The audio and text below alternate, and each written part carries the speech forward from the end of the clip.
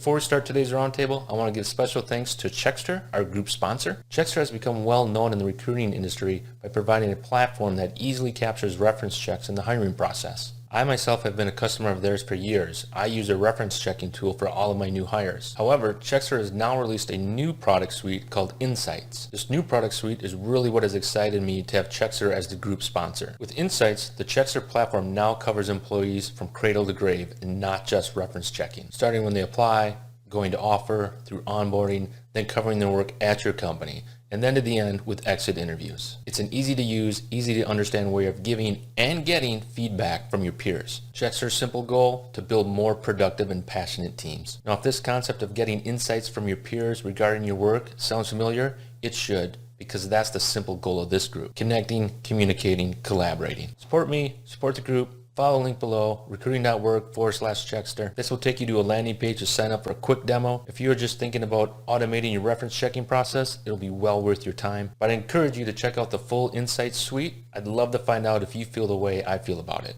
Now let's get to today's roundtable. Let's jump right into it. Thank you everybody for attending episode 73 in Let's Talk Recruiting, where peer practitioners across the TA industry all get together and talk about various topics. Today, our topic, using predictive methods to assess candidates, I think is core to being a really good recruiter or a TA manager or a TA consultant. Really, I think this is kind of the bread and butter the service that we provide to our employers, to making sure that the candidates that are moving forward are high quality. Again, our topic, using predictive methods to assess candidates. With us today, we have William Urenga out of the LA area, soon to be full-time Phoenix area. Is that accurate? Correct. All right. Sorry to lose you. Jonelle Wilson out of Dallas, Deborah Bamus out of San Francisco, Nikki Mitchell out of Atlanta. So what we're going to do, I'm going to stop sharing here. William, can we sort of turn it over to you and have you start the conversation off? Sure. Sean, it's great. 73 episodes. That's congratulations. That's I didn't realize we were already up to that sort of number. So good job. Hi, everybody. My name is William Uranga. I am the Director of Talent Acquisition at Spokio in Pasadena. I live out in Phoenix. So hence I guess the bilocational aspect of my state today. Spokio is a vertical search engine that deals with people's digital identities. So with regards to public information, as opposed to Googling somebody and finding it on 50 different return pages, it is simply a name, address, or phone number, and you get the validated search result based on publicly available data. So we're at the intersection of software, e-commerce, and big data, if you will. So my comment, and I'm really interested in all our fellow panelists here, what they're going to be sharing today, is, I guess, to be a little bit of a gadfly. When I hear predictive, anything that's a sure thing for me immediately has both my ears up, listening, spidey senses tingling, because I would love to patent that and multiply that and sell that if I could. Anything that is going to be 100% guarantee. The challenge with that is because we're talking about people, and I mean people both that are doing the interviewing as well as candidates qualifying as that. We've got all kinds of variances, and so the best thing that I have found in principle in talking about with candidates is really taking a key problem or deliverable that we have in a role at our company and distilling it really into behavioral or situational question or scenario. Short of actually doing the work, which I know one of my colleagues here will be chatting about that, the best thing to do is really focusing on an archetype of problem of the role and asking them either how they've solved it before in a behavioral sense or how they might solve it if they were faced with it in a situational sort of question. Giving their best example, and of course, following that question up with follow-up questions, adding constraints, adding different variances.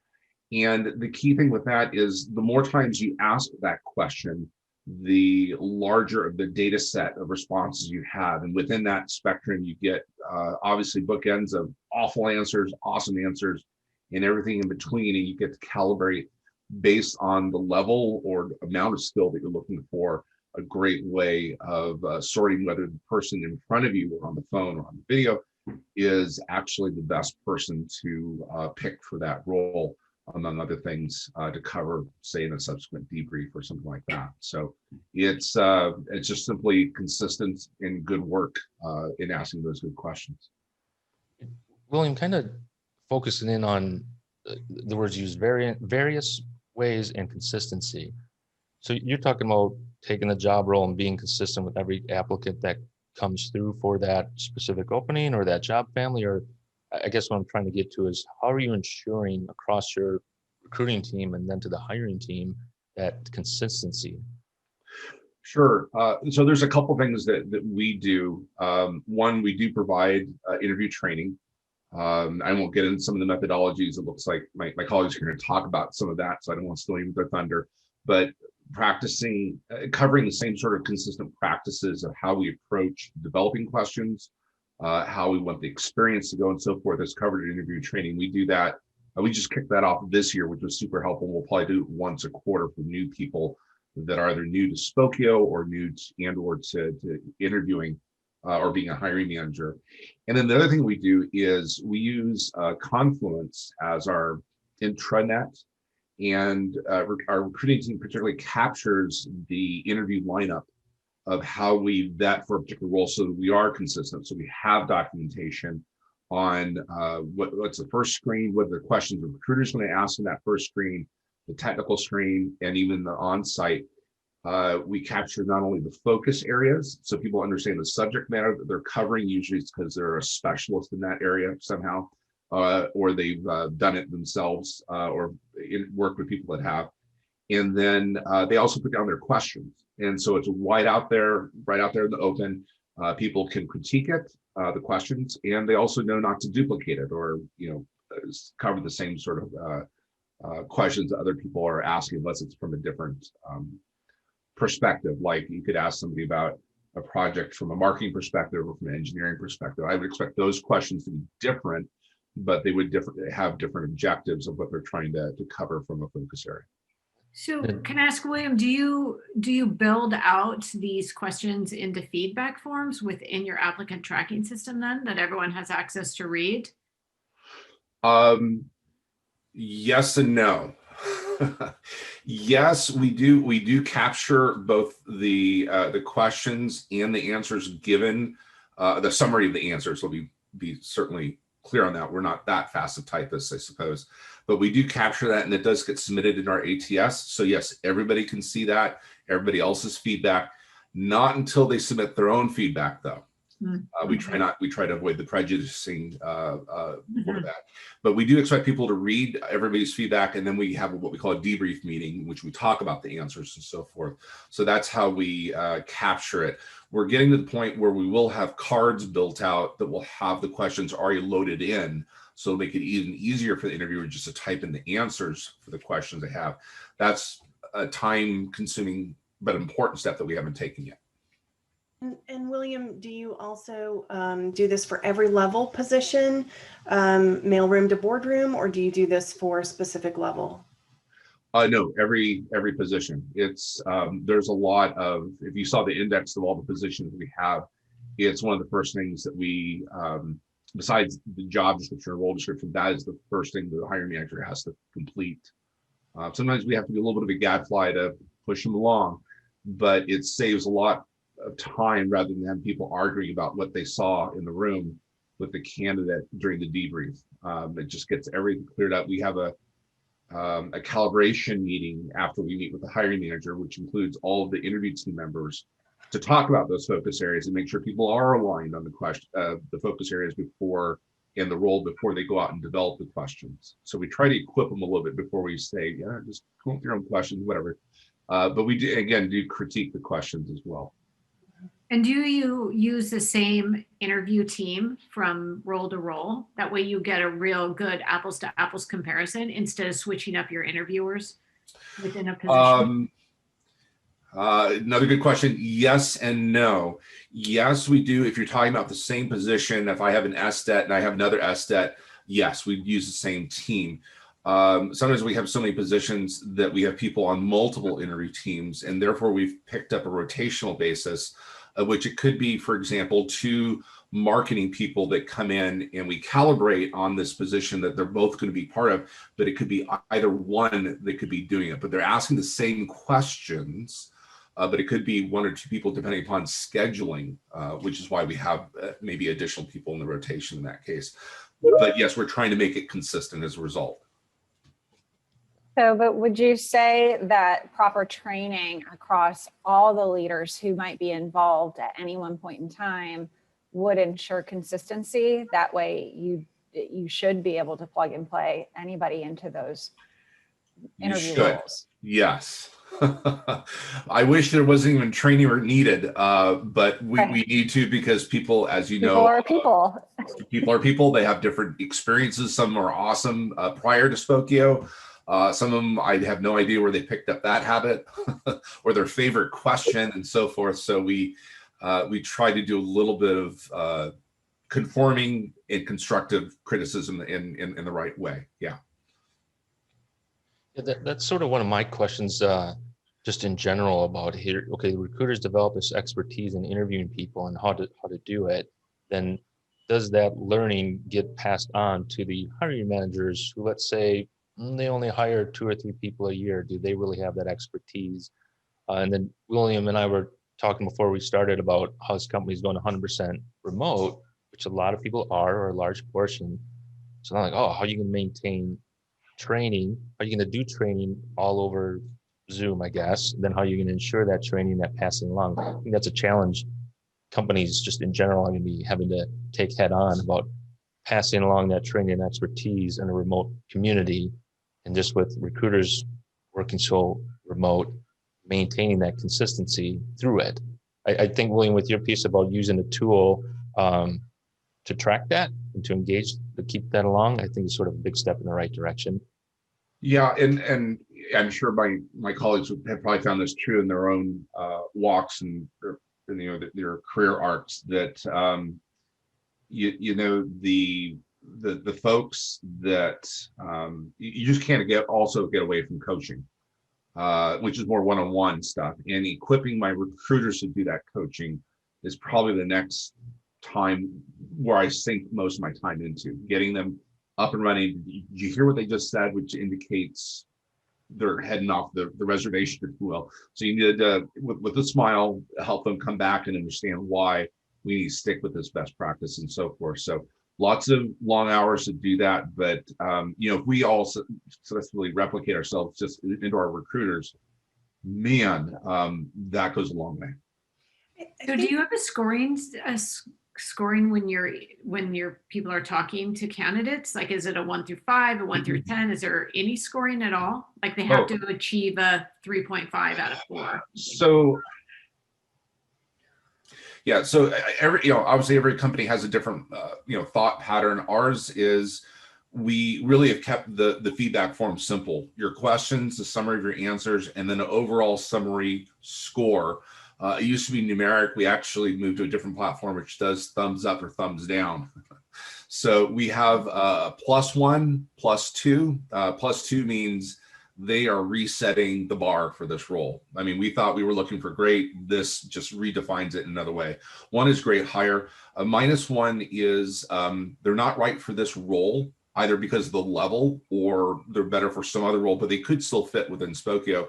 -2 is we've missed something. We blew something either in the pre-screening, but they don't fit us in an organizational sense, culturally, or the role, and just a no-go. So we do that. And we do allow in our debrief the opportunity for people to change their score because they have more information besides their focus area. But ultimately, it is up to the hiring manager to make the final decision. Although they do take, obviously, the interview team's feedback quite seriously, because often they're having to work with those people. But it's between the hiring manager and the executive to make the final call of whether we move forward with the candidate or not. Yeah, I think the big thing is to flip this back around to the hiring manager, to let them know this is not just an HR thing that they need to comply with, right? But it's something that if they do it well, they will figure out, 1, what their competitors are doing and how they are going about doing it. And 2, if they need to possibly change direction right? If they start interviewing somebody with this kind of behavioral STAR methodology, whatever you want to call it, right? It's really about finding out, how are other people doing it? Are we doing it the best way? Can we flip that around and take this interview as an internal benefit, and maybe tweak what we're doing? And that's the advantage to the hiring manager versus just saying, this is an HR activity and you really need to comply, right? That's what that sometimes that's our default, right? Is to tell people they have to comply, but it's really about turning it around and making sure that the hiring manager knows you are going to have a competitive advantage by interviewing this person, and figure out what you're going to learn and how you can take that back to make your team better, make your process better, make your how better. That's really the advantage of that behavioral STAR interview, predictive model, if you will, that we're talking about here. And it does start with the interviewing, and then you can take it to those kind of third-party predictive organizations as well. Yeah, that really goes, that's very meta, actually, in a great way. In fact, we tell our hiring managers, you need to be prepared to spend 25% of your time recruiting for this position. This is not just backfilling somebody that left, a hole in your team. This is actually demonstrating your ability to lead, the ability to hire, the ability to be given more responsibility here at this company. So, well put, Nikki. This is very indicative of your success at this company. It's how well you can hire. Yeah. Well, that, Nikki, and I think it plays into what Bill was saying a little bit before that, is sometimes hiring managers need a little bit of coaxing, or this is where your recruiters need to put their sales hat on and say, this is why this is a benefit to you. This is why we're taking a little bit more time right now, so you don't have to take that extra time to onboard an individual who might not be quite where you wanted them to be when you initially brought them on. And or it's going to cost you in the long run too, because a bad hire is a lot more costly over time than even a mediocre or great hire, right? So the cost associated is outweighed by the benefits to doing that. So I always say, you're going to spend a little bit more time with me up front, figuring out, and establishing what good means to you. And then it's going to be a much more seamless process as we go forward and tweak as we go. Because to your point, Nikki, sometimes we get through the interview process, we talk to a couple of people and we recognize that this isn't quite what we're needing for this role, right? Or we get to talk to somebody that says, you know what, we can put more on this individual and it can be more beneficial to us long-term in the team. And then, it all relates even back to the wage range, right? If you ask those behavioral questions and one or two candidates who have done it and have taken that how to the perfect place are outside of your comp range, then you've got the basis for making any other adjustments, again, from a cost perspective, that you might incur. And you've got that basis for, look, we interviewed all these people. These were the two that know how to do it. And here's their cost, as opposed to, these people haven't done it yet, and we're not prepared to train them to do it. They need to know how. Hey, Right. Janelle, It's all in what kind of bandwidth you have, for sure. Janelle, can we get it? Oh, sorry. Go ahead, Deborah. No. So I was just going to say to Nikki, that's just because we run into that too. That's just a misalignment of what we value the role at, as opposed to what the market is demanding for that role. Yes. And we run into that. We're a small company and we don't have the resources yet for like Radford, and we don't have a compensation analyst yet. So, for us, we kind of make it up a little bit as we go. Sure. And a lot of times you do have to deal with what the market is yielding. It's not like we all have the Doctor Who box in our offices where we can just create candidates over and over again, right? Darn it. Have to ask my son the reference to the Doctor Who. I don't get that one. The box. A phone booth kind of machine, right? The time machine. Okay, I got you. Janelle, can we I say, didn't get it either. Sorry, I'll do better with my pop culture references going forward. you want to go Seinfeld? I'm with you. but Okay. I'll get the done. I'll work on that.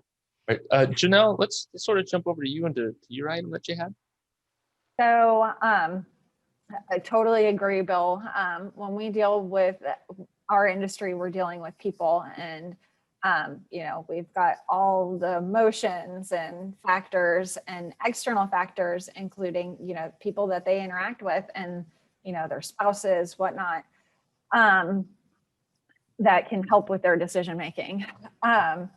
But what I found, kind of to your point, is outside of them actually doing the job, like an internship, that's a wonderful way to find out whether or not people can do the job. Put them in it, right? It's the same way as far as like internal mobility is concerned. If you think that somebody has leadership qualities, start putting them into those situations and those scenarios to where they can behave in that capacity and see how they handle it, and then coach them through that, right? So that's where the case study kind of comes from. And I've seen it done at previous organizations that I've worked with. American Airlines does it as a pretty standard practice. I've kind of implemented it into some of the business units that I support across children's. Again, there are some organizations that are a little slower to adopt certain things. That you get into the mindset of it's not broke, like let's not try and fix it. But once you get people who are open to the idea and see the benefit to it, right, of yes, the upfront cost and time associated is there, but the benefits you reap for years beyond that, like, are exponential to what the cost takes upfront, right? And I think that if you can tell hiring managers, hey, you do this right the first time, you're not going to have to do it another 3, 4, 5 times over the course of the year. They're going to say, okay, so what do we do now? So, establishing that consistency of, when are we going to implement this? At what stage in the interview process? Establishing what are the qualities that we're looking for, right? When you create a case study, you are creating a real world scenario. And a lot of times what we'll do is we won't give them the full picture. We won't give them every single thing that they're going to need in order to create an answer for you, right? We're going to leave some holes and gaps because, that's real world scenario type experience. You're not going to be given everything. And so, we want to see how they respond to that. Sometimes it's given a couple days before the interview to say, okay, you've got this scenario. And then you see, do they reach out prior to asking some of those questions, or do they wait until they get to the interview and ask the questions there, right?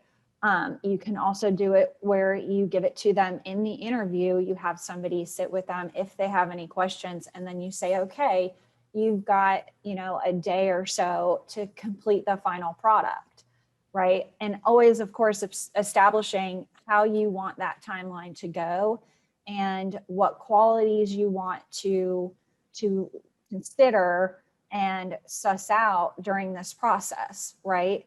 Because you want to see, one, how they handle ambiguity, right? Because that's something that they're going to experience pretty much any time, and especially now, right? So that's going to be super key to find out about your candidates as quickly as possible. It's one thing to ask them a question to say, well, how do you handle this? They're going to give you a beautiful answer that's been very well rehearsed versus giving them ambiguity and seeing how they handle it. And then you'll also see how they deal with and interact and try to ascertain additional information, right? How do they go about finding out more information, the gaps in the information provided? Are they showing frustration, right? And this is where that true partnership between the recruiter and the hiring manager comes into play to say, okay, this is what I saw during this process that maybe you didn't see in the interview itself. right? And then also, you get to see how they approach problems and how their kind of mind processes things. And like all of those things are key components outside of like a straight one-to-one experience. When have you done this? Because especially in your case, Deborah, where you have a smaller organization, you might not be able to afford somebody who has the one-to-one experience that can walk in and do the exact job because they've done it 10 times before, right? So you want to make sure that they've got the right qualities and the transferable skills to be able to find somebody that can come in and do what needs to be done, right? So that's what I've seen has been very successful and has lowered the amount of hiring that needs to occur in various groups that we've implemented these things in, which is a cost savings, right? You talk about like the frustration of trying to hire somebody, but that's a cost savings. Say you've got a group that the average salary is $70,000 a year. If you can lower the amount of people that you hire by 5 people in just a single year, that's $350,000 you just saved that department. Is that worth your time? So Janelle, let me go back on something that you talked about, which is the collaboration, right? As you're getting candidates through the process. We are very collaborative within our teams, and everyone from the scheduler to the receptionist, when we used to have people coming into the office, to everyone that candidate meets, we talk to them about what was your experience? How did this candidate treat you? Were they timely? Did they answer your emails? We go back and read the emails that the candidate sent. Absolutely. That's the whole big picture of a candidate. It's not just that one-on-one time with the hiring manager interviewers. It's that whole picture from when they applied to when they accept, or, maybe we don't even offer them a role.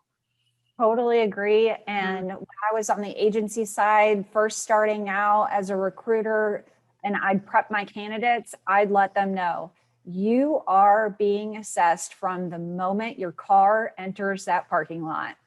I mean, I've had stories where hiring managers just happen to look out their window and they saw somebody dumping out their ashtray in their parking lot, right? And just the disrespect that it shows. And then they come in and they are, so respectful and on their best behavior dealing with the hiring manager. But, it's one of those, it goes back to, are they nice to the waiter, or are they just nice to you? Janelle, I have a question really specifically around this case study approach. But before I ask a question, my first job when I moved out here to California, the VP who hired me went out to the parking lot and looked in my car. So really? Yeah. Okay. I don't think we could get away with that these days. No. Or at least not tell anybody. Right. He only told me once I got the job. But around the case study approach, so I've never used that approach. If I'm a candidate and given let's call it a case study challenge, and let's say you gave it to me a few days before, am I coming in and doing a presentation, or am I just speaking to you or to the team, or how would that case study process work? So it depends. Some teams I've had where it was done for like a business analyst position, and it was all part of it, right? To see, one, the kind of questions that they ask, and then 2, what they come in with. Some people come in and they have a conversation, and some people come in with storyboards and, dry erase, and all sorts of different things. Some come in with PowerPoint presentations. So that piece is really open to the candidate to interpret and showcase how they approach things, right? And that's where the consistency in terms of establishing, okay, what's good to you, right? What's realistic? Like, what's a realistic expectation? Also, because you have to take into consideration that most candidates are working other jobs, right? Which, is still going to be the case in a lot of instances here in terms of if you're coming in and they're going to be working on multiple concurrent projects, right? They're going to have other priorities. And that's something that you can ask kind of on the behavioral side of things of how did you prioritize your time and how did you work this in, right? So this is not like this would be the full interview. This would be part of the interview process and in conjunction with some of the behavioral type questions that William was talking about. You know, I'll certainly also add that giving a case study can be an excellent way to educate the candidate on what work is like. I think this is a maybe variation of what people were saying. If that candidate walks away saying, man, I learned so much, not just about the problem, but about what work is like at this company, that is an awesome experience to shape and provide. I know in some of the projects that we've given candidates, we've had to be careful, particularly if it's doing original work, that we offer compensation for their time. And so therefore we have to project how many hours we expect them to do. But it's also amazing to see them go off and come up with different ideas that we had not even thought of and different ways to solve a problem, which is also welcomed and good as also to express. So a couple things we've learned in some of the stuff, whether it's software or marketing. I'll say we've even done a case study, if you will, in-house, in the sense that they come for half a day and they have basically a code pairing exercise in which they're building a full stack. It's a small full stack, but it can get done in 4 hours, and they're code pairing with somebody else. And so they learn a lot by doing that, but that's an on-site kind of case example. And you definitely have to be prepared for that as well. And that almost takes the place of having involved 3 or 4 serial interviews, which are usually just asking whiteboard or virtual whiteboard questions. This is actual coding up of an actual solution at the end that they get to demonstrate. So you don't use HackerRank then? You bring them in to, well, pre-COVID, you would bring them in to do that. So, because we use HackerRank for that type of scenario. So, so that can be done. In fact, HackerRank is a great way of doing it virtually without having to have somebody come on site. And so that's a great clarification. We did the in-person coding for 4 hours back when we did do on-site interviews. It was a great way for them to kind of see the company, see people, and do as the current work environment was, which was code pairing. Nowadays, yes, having HackerRank, HackerEarth, or any of those sort of solutions, you can create a whole huge scenario and do that. The only limitation I have found, not necessarily with HackerRank, but those solutions, is you get up to certain years of experience, and then beyond that, they're like, I'm not going to jump the hoop for you anymore. Whether you want to call that long in the tooth or seasoned or experienced people, they just don't. They want engagement. They just don't want to be given a problem and go solve it, William, and come back and report to me. So I found a little bit of resistance. Well, I won't say a little bit. A lot of resistance to people that are usually, say, at the principal level of software development. They're not going to do that. Yeah, no, I agree. And we've had that both on the corporate services side as well as on the clinical side, where we'll have people come in and shadow and, take images, right? And things of that nature. But yeah, you do need to be careful on what it is exactly that you're giving them so that we can't have volunteers even at our organization performing activities that we would otherwise pay somebody for. So we've got to be really careful about that. Yeah, we're definitely heavily regulated and need to be cognizant of those types of things for sure. Excellent. Deborah, can we jump over to you and to your item? Yeah. So hi, everyone. My name is Deborah Bamus. I'm the manager of talent acquisition for Era Technology. We are a global company. We just hit 400, so good for us. That was last week, so that's cool. So as far as, we're a smaller startup, so we don't have all of the steps in place yet. We're a little bit more, we get to be a little more creative in how we do our jobs and how we interview our candidates. But with that said, for certain roles, we definitely have it outlined. Like there's a role called engagement principal within our company. And we initially do panel interviews with the stakeholders on the team. And they have a list of questions that they all go through, and they've learned to feed off each other's questions and the candidates' answers. And we can get through 45 minutes with 3 to 4 people on this panel, and it will be a go or no go, because we know now what that role looks like. There's some higher level positions that we require presentations after a series of interviews. And we're looking for their enterprise polish and how they work with executives, and how, when their video messes up, like how do they handle that?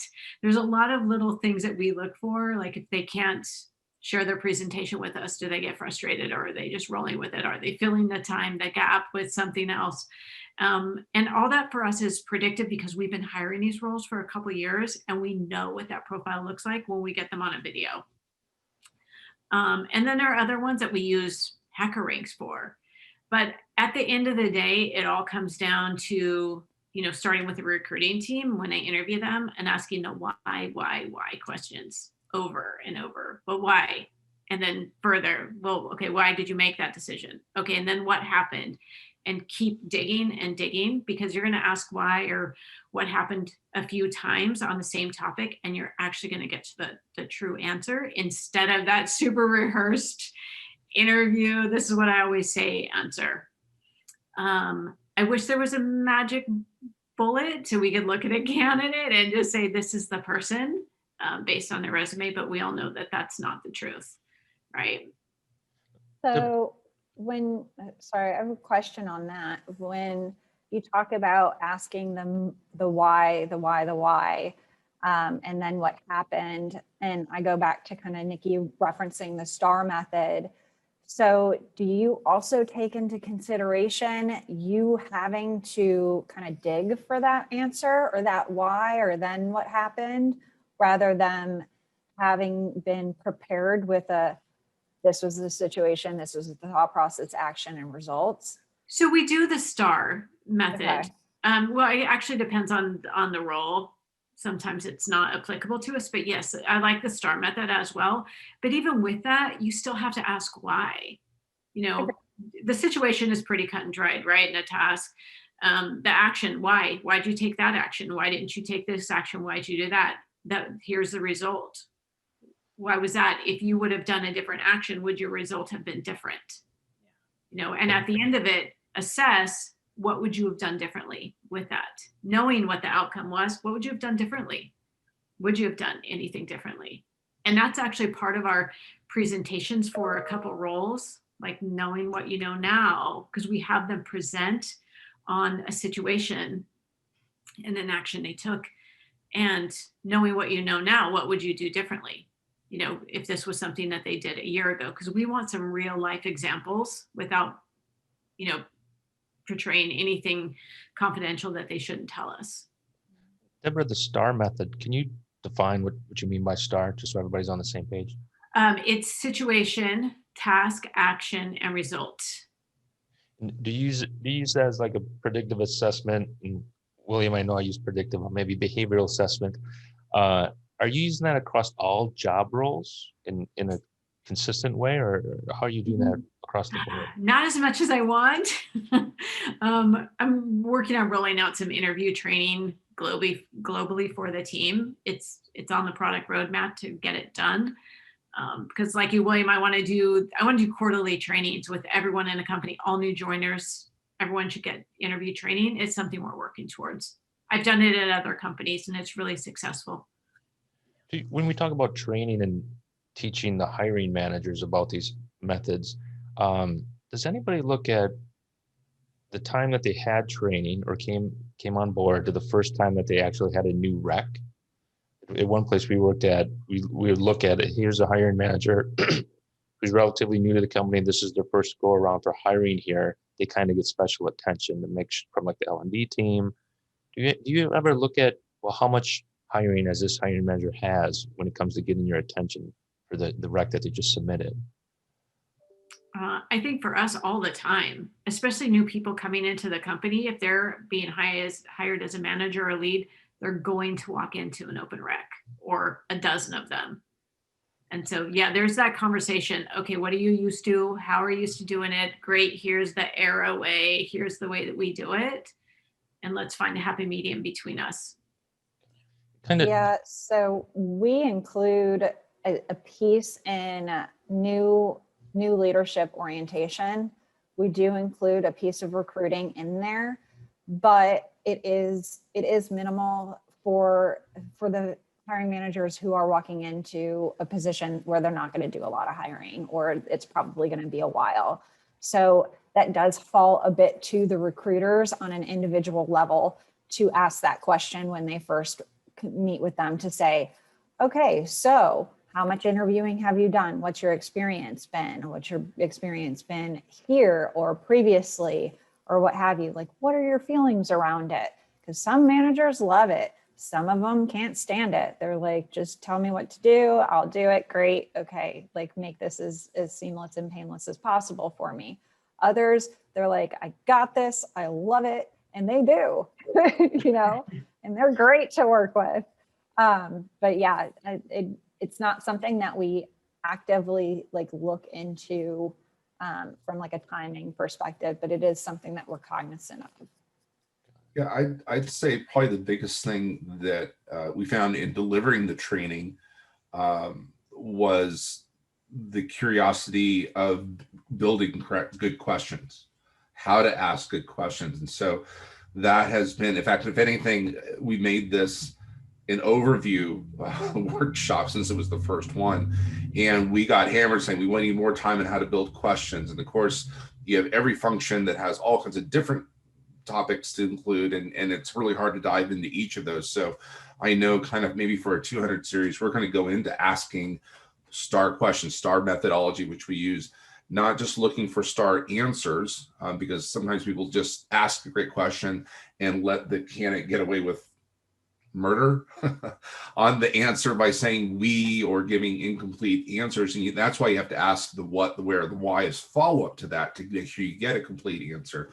But asking the questions, how to structure it in a STAR method of explaining the situation, making sure that they give you kind of the correct scope of tasks they did, and then what did they do and how did they understand the results. And then if they weren't good results, I think as somebody mentioned before, what could they do differently, or what have they done differently to affect a different result or different outcome, and what have they learned, you know, by the process of doing that is all helpful. So we're going to still have to do more training on developing these great questions, because that actually makes or breaks an interview, not just in collecting the information about the candidate, but the candidate experience. It's so often you'll see in Glassdoor, man, they just asked me stupid questions. And that really hurts your company credibility if you're not asking thoughtful questions and, I mean, interesting questions, not only to them about the role, but trying to unearth what they know and where they can shine. Yeah, I William, think you hit on something really important there, William, is the candidate experience. And I know that, you know, with the pandemic and people getting laid off, that we've got more candidates out there. But, you know, people are still hiring, and the candidate experience is still important because they are, you know, there are brands. If we realistically look at it, every person that we interact with during the interview process is going to talk about it, especially if they're talking to their friends and letting their friends know, hey, I'm interviewing. Oh yeah, so how'd that go? Oh, well, I talked to so-and-so and they really didn't feel like that it was necessary to take my time, right? Or to take time to talk to me. And they feel dismissive. And if you are, especially in like a retail or customer service or any kind of service-based anything and beyond, well, you could have just lost a customer, right? Or two. yeah, William, you mentioned workshop. I do want to add that I was at a company where we did interview training both as a workshop by department, and then in the LMS, there's interview training that you could kind of take on your own, do the video, answer some questions. And hands down, that workshop in-person training by department did way more effective training as far as interviewing and hiring people than the LMS could provide. Just want to add. That's a great point. And when I said training, we called it an interview training workshop. And we deliberately used Zoom, this platform, to break into virtual separate rooms and work on development questions and come back together. So we really tried, even though we had to deliver it virtually, we tried to make it practical as possible. And this first session was a little hard to break into functional areas, but that's exactly where we're going to go. It's going to make sense to get the engineers together and argue about front end, back end system level questions versus marketing, which is, you know, LTV and everything else, values and stuff like that, and how to get those questions best lined up. That will be next. And that's actually the best way to do it, is when you have similar or like skilled roles pulled together. Yeah, excellent. Nikki, let's jump over to you. I know we're running good, but no rush, but let's jump over to you. You're on mute. Nikki, you're on mute. I was trying to type and not bother everybody. So I probably think of assessments in a slightly different way. And then I really wanted to make sure that we touch on diversity and assessments. So from an assessment perspective, when I think about predictive assessments, I typically go to third party versus thinking about behavioral interviewing as a predictive assessment. So when you start talking about third party, I've worked with Predictive Index, the DISC. We currently work with DDI. We've done Korn Ferry assessments. We have CSS assessments. We have done case studies. All of those bring really big value. I'm a huge believer in Predictive Index. And if you, as a recruiter or a recruiting leader, can be the administrator of the Predictive Index, you can use it to help build a relationship away from recruiting and into team building that allows you to consistently build trust with your hiring managers, which is a wonderful thing. So I'm happy to talk to anybody about, you know, how do you flip that to building trust with a leader that you haven't had trust with before. But getting to talk about third-party assessments or even case studies, I think it's really important, you know, especially as we start talking more about diversity and more about inclusion and belonging and equity, is really figuring out, is the assessment that you are doing, does it have a diversity impact? Does it have a diversity impact study associated to it? Are your organizations that you're partnering with, these third-party organizations, blogging and promoting changes? You know, I'm a big believer in the Predictive Index. As I mentioned, I went out right before this call and looked at the Predictive Index and just, you know, searched their site for diversity. They've made changes to how they're referring to people in their reports to account for sexual gender diversity, you know, moving from he, them, his, he, his, hers, her, all of that, she, right? They're using all the right pronouns. They're making those changes. And then, you know, organizations like the Predictive Index have done studies with multiple companies to determine which positions will benefit the most. So if you're struggling with which positions to do these predictive assessments on, you can kind of work with these organizations to find out what they've done. But if the organization cannot readily provide you with diversity impact studies or scientific evidence around that, you really want to take a step back. And even when you're creating a case study for someone to work on, you want to make sure that you've got a diverse group of people who are coming up with that case study, because it's very easy to fall into a situation that is not intended, but can happen, where you're excluding diverse candidates from successfully moving through that predictive assessment.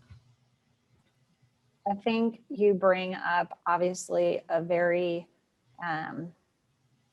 a topic that is hot and in the forefront of everyone's minds right now, which is diversity. And I'm a huge proponent of it, but not just on the surface level, right? Really keying on the diversity of thought. And I've always been a big proponent on, you know, not necessarily looking for culture fit, because that typically tends to draw you to have less diversity, right? And rather culture add, right? So what does this person have, or what kind of qualities or thought processes or perspectives does this person bring, either from their experience, their background, or from the industries that they've been in, that is going to add to what we are doing here, But right? industries, even when we, we can fall into a trap, as we're developing a job description, just let's start there, right? If you start saying, I want someone from a top tier school, right? Are you eliminating certain candidates from consideration? So even certain industries, right, eliminate certain candidates from consideration. Might be women, might be men, right? Diversity for an HR organization looks a lot different than diversity for a financial function, right? But I think bringing it back to the predictive assessments, you just have to make sure that as you're applying any predictive assessment product and or process to your selection, that you make sure that a third party has looked at it, that diverse people have come up with the case studies, right? That we've talked about. We implement case studies too. We've seen it work successfully, and we've seen it backfire, quite frankly. So it's just about making sure that you have that conversation, and that you go back and do your homework to make sure whatever organization you're partnering with, from a third party perspective, that they've got that diversity impact study, that they can reference for you. Right. And we actually currently use talent science for our assessment, our pre-candidate assessment. I've used Shadow Match in the past, which I feel is a really great tool, because it's habit-based versus like personality, right? So it's an assessment that I think is not as easily manipulated as some others, where they kind of repeat the same questions over and over again, just worded a little bit differently to see what your consistency is. There's just some, it's an interesting one. If you're a big fan of like DISC and the DDI and things like that, I think you'd really enjoy looking into that a little bit more. I think the DDI is kind of an unusual product in and of itself, because you're talking between $5,000 and $10,000 per head. And again, it's not the greatest candidate experience, because you're asking them to give up a full day of work. Most of the work that I do focuses around executives, so the DDI is definitely more appropriate for executives. The predictive index is probably the easiest from a candidate experience perspective. It's 2 questions, and it's kind of free choice on each of those questions. And it might take a candidate 10 minutes to do, and you do get some predictive behaviors back that you can use. The other thing that I want to say is, if you're going to use any of these models, any of these tools, yes, there is a cost associated with the predictive index. It just depends on how widely you use it. But if you're going to use any of these tools as a talent acquisition leader in your organization, if you are not able to become certified, then you need to have that certified person on every readout, because that's the other thing that can really get warped by a hiring leader. If they say, "Oh, I've heard this a dozen times," no, you can't assume that you're certified based on just hearing it 10 times. You still need that certified coach, whoever that is, for that product on the line. If it's you as the TA leader, if it's your HR person, if it's someone from the third party company, you got to have that person online. Agreed. I think that that the results and the reading of the results can go very well or very poorly, and unintended, right? Unintentionally. But they can also very, very easily, to your point earlier too, it's not just an acquisition tool, it's a development tool as well, a lot of times. Yeah. So A let me lot of ask, times they're even two separate products within the same vendor. Yeah. Right. Yeah. let me ask a question on that point. So we've been talking about, candidates that we're trying to recruit into the company. What about, are we using these same processes and concepts and tools to look internally at people? Kind of getting back to your point, Nikki, about diversity. Okay, we recruited diversity in. Now, are we promoting diversity? Are we using these same types of predictive methods? That's a great question, and I'm conflicted on this, right? I think as an organization, and again, my role is mostly executive search, so it's a little bit different from a corporate perspective. We set a line in the sand to say anybody that's recruited at this level or above has to have a DDI. We use DDI right now, that's been completed in the last 2 or 3 years. But when you've got an internal candidate who's been with the organization for 10, 15, 20 years, we're not selecting that person anymore. So DDI has both a selection tool and a development tool. And so typically we recommend that you use a development tool rather than a selection tool, because again, focusing on a good candidate experience, you want your internals to know they've already been selected. They don't have to be selected for the company again. It's more about how do we develop you to get to that next place, and where are those potential development potholes or speed humps or whatever you want to call them. So we would recommend a development tool over a selection tool at that point. Well, William and Janelle, on the same page as that? Just curious. Yeah. I in fact, I was just going to forgot to mention, I've actually used Checkster before and was quite happy with the service that they provide. What I found interesting about Checkster, I think most people, for example, think of it as a reference checking tool, and it certainly does do that. But what I found much more valuable was reference checks usually don't help you say, change a no from a yes to a yes.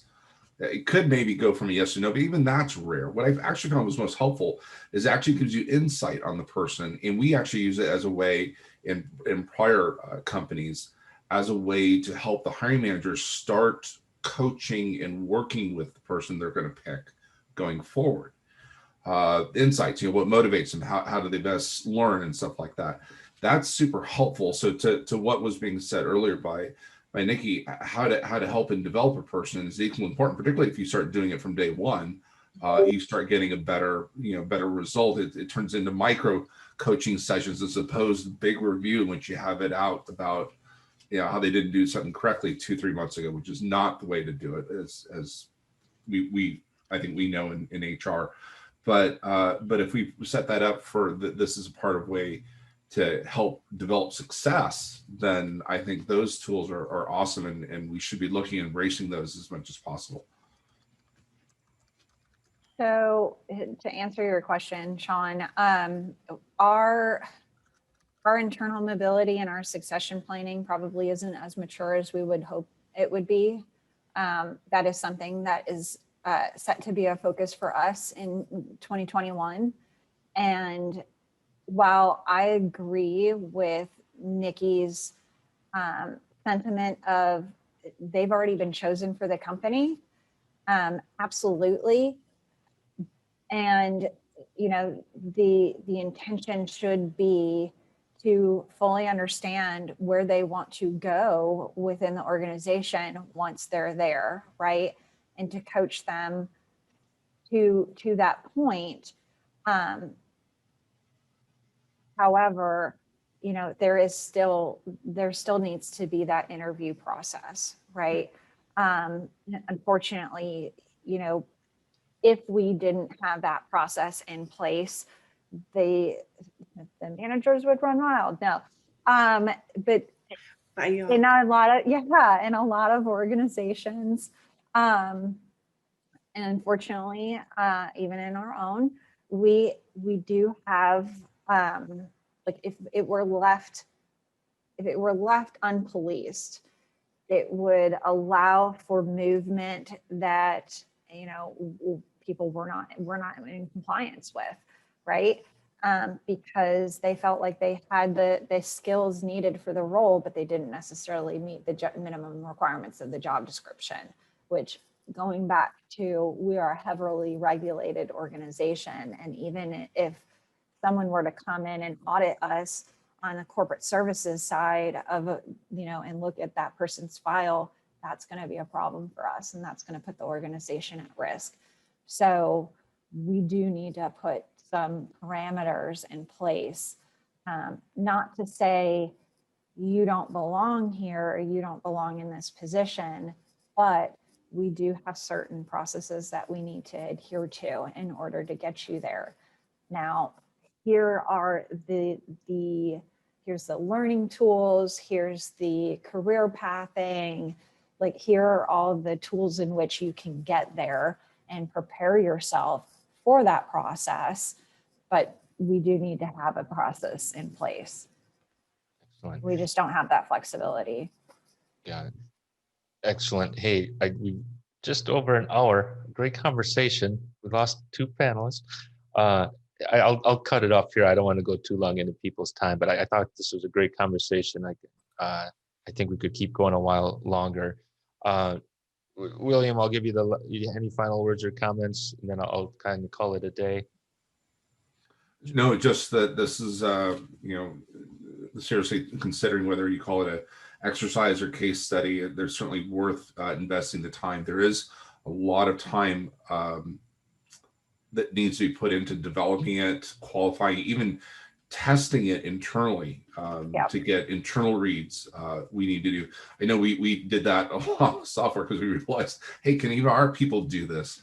Do the sanity check, but it's worth doing once you have it set up. And it almost in one case takes out the most, people's bias. I think having a series of interviews, it can even save you staff hours, actually, if you think about it as well. So it's well worth investing it into, particularly if you have volume or ongoing needs and key skill sets or areas of your organization. Yeah, Janelle, I didn't mean to cut you off. If you have a final comment. No, this has been great. Appreciate it. My pleasure. Yeah, my final thought is this recruitment, not just externally but internally. I think with D&I being so big going on, just building internally. Once you recruit people in, I think recruiters can play a key role in knowing what skills are needed to get building within the company versus compared to what your competitors are trying to recruit out of your company to bring that insight into it. So it's a team effort, I think. Recruiting isn't just for bringing in external talent, in my humble opinion. All right. Thank you very much, you two. Appreciate it. And I'll let you go and I'll talk to you soon. Thank you. Thanks, everybody. Bye-bye. Bye-bye.